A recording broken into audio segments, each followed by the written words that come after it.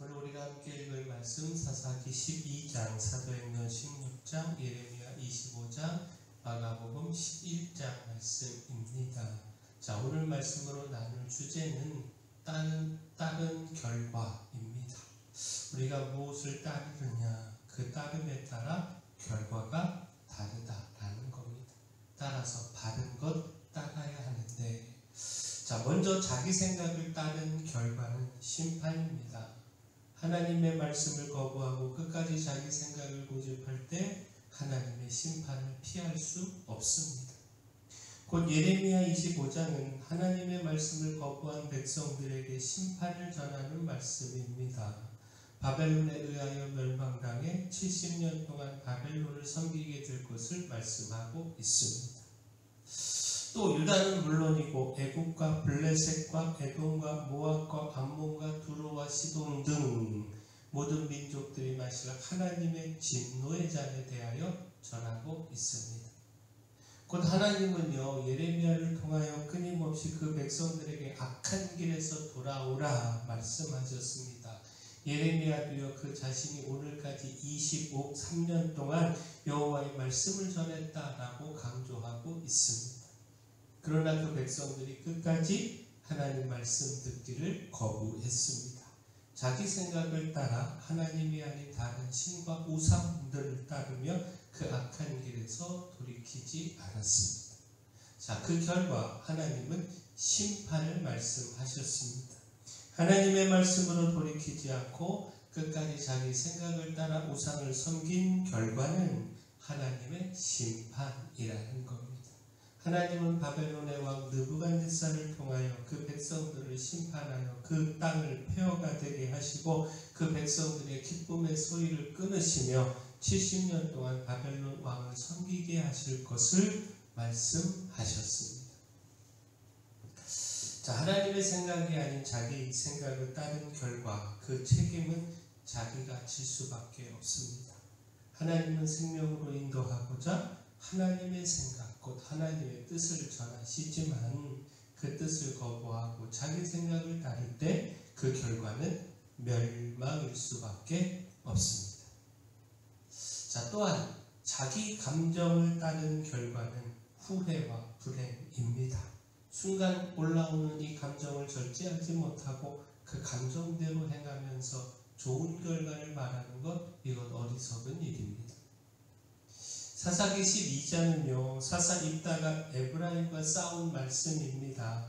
곧 입다가 암몬과의 전쟁에서 승리하자 에브라임 사람들이 시비를 걸어왔습니다. 정적 다급하고 어려울 때는 돕기를 마다하고서 힘겹게 암몬을 물리치고 승리하자 전쟁에 자신들을 부르지 않았다고 시비를 걸어온 겁니다. 이에 화가 난 입다는요, 길앗 사람들을 모아서 동족 에브라임과의 전쟁을 벌이게 됐고 이로 인하여 42,000명이나 되는 에브라임 사람들이 죽게 되는 비극이 있게 됐습니다.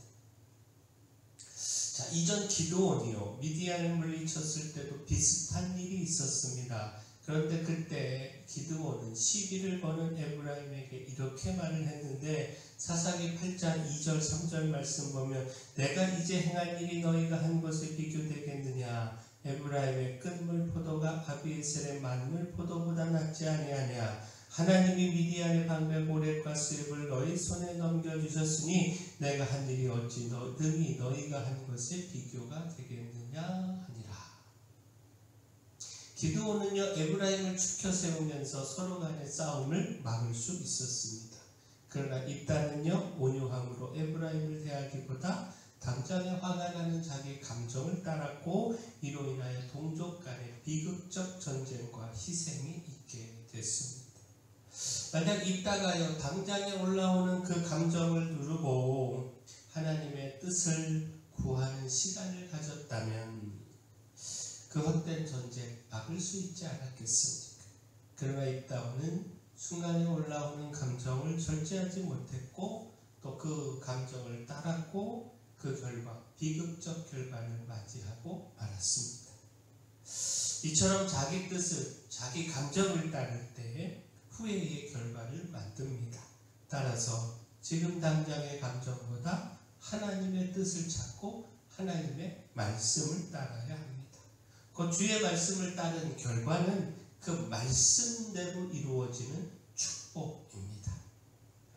주의 말씀을 따르며 순종하는 삶에서 우리는 아름다운 결과를 볼 수가 있는데, 곧 마가복음 11장을 보면요, 예수님께서 나귀를 타고 예루살렘에 입성하신 말씀을 기록하고 있는데, 여기서 주의 말씀을 따르면 그대로 이루어지는 아름다운 결과에 대하여 교훈받을 수 있습니다. 곧 예수님은 예루살렘 입성을 앞두고서 제자들을 맞은편 마을로 보내서 아무도 타보지 않은 나귀 새끼를 끌어오게 했습니다. 그리고 누가 묻거든 주가 쓰시겠다. 그렇게 대답만 하면 된다 말씀하셨습니다. 그러면 나귀 새끼를 풀어준다는 거죠. 이에 제자들은 순종을 했고요. 순종을 통하여 예수님의 말씀대로 이루어지는 결과를 보게 됐습니다. 그 제자들이 나귀를 풀어가는 것을 본 사람들이 이것을 문제 삼았지만 예수님께서 이르신 말씀대로 대답했을 때 그들은 더 이상 아무 말 없이 나귀를 풀어가도록 허락했습니다. 곧 마가복음 11장 6절에 제자들이 예수께서 이르신 대로 말한데 이에 허락한지라. 결국 무엇입니까? 이해되지 않고 또 내 뜻과 달라도요, 철저히 내 생각을 내려놓고 주님의 말씀을 따르면 말씀대로 이루어지는 아름다운 결과를 보게 됩니다. 따라서 우리 생각이 아닌 주님 말씀 따르는 우리 모두 되기를 소원합니다. 또한 우리가 성령을 따라야 합니다.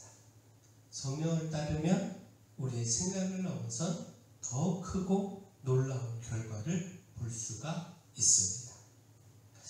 자, 사도행전 16장은요, 바울의 2차 선교 여행을 전하고 있는데 빌립보에서 이루어진 놀라운 사역의 열매를 기록하고 있습니다.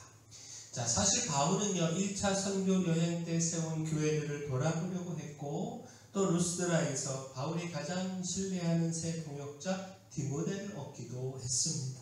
그러나 이후 성령이요, 아시아에서 복음을 전하는 것을 허락하지 않아 어려움을 겪어야 했습니다.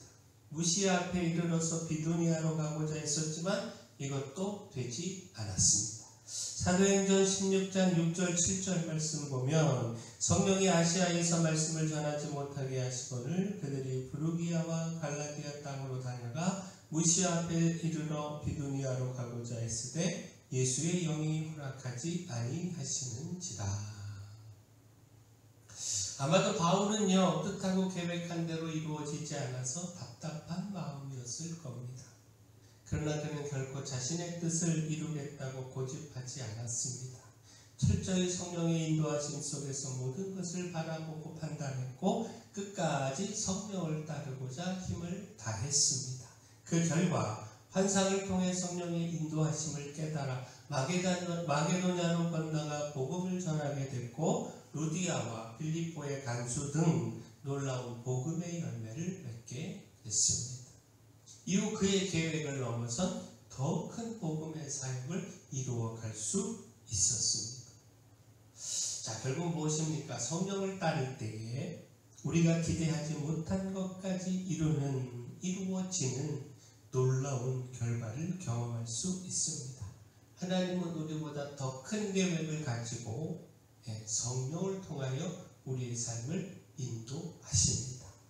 따라서 당장에 내 뜻이 이루어지지 않고 원하던 길이 계속해서 막힌다고 낙망하지 말아야 합니다. 그럴수록 오히려 성령께서 인도하시는 길이 어디인지를 찾고 그 음성에 더욱 귀를 기울여야 합니다. 자, 주의 뜻을 거절하고 우리의 뜻, 당장의 감정을 따를 때에 그 주어지는 결과는 불행과 후회와 심판입니다. 그러나 우리의 생각을 내려놓고 주님 말씀을 따르고 성령을 따르면 더 풍성하고 아름다운 결과를 볼 수가 있습니다. 따라서 우리가 언제나 주의 말씀과 성령을 따르기를 소원합니다. 사랑의 주 하나님, 당장에 저희 감정에 이끌리지 않고 철저히 주님의 뜻을 묻고 따라서 결코 후회하지 않는 결과를 보기를 소망합니다. 주님의 말씀 따라 심판이 아닌 말씀대로 이루어지는 축복을 보게 하여 주시고, 또 당장 내 뜻과 계획대로 되지 않는다고 실망하지 말고 더 크신 성령의 뜻이 있음을 깨달으며 또 그 성령을 따라가게 하여 주시옵소서. 교회 내 연약한 모든 분들 주님께서 강력한 손으로 안수하시고 치료하여 주시옵소서. 저희 위해 주신 사명, 이 마을의 빛이요 소금으로서의 사명 잘 감당할 수 있도록 힘도 주시고 물질도 주시고 일꾼도 보내 주시옵소서. 예수님의 이름으로 기도합니다.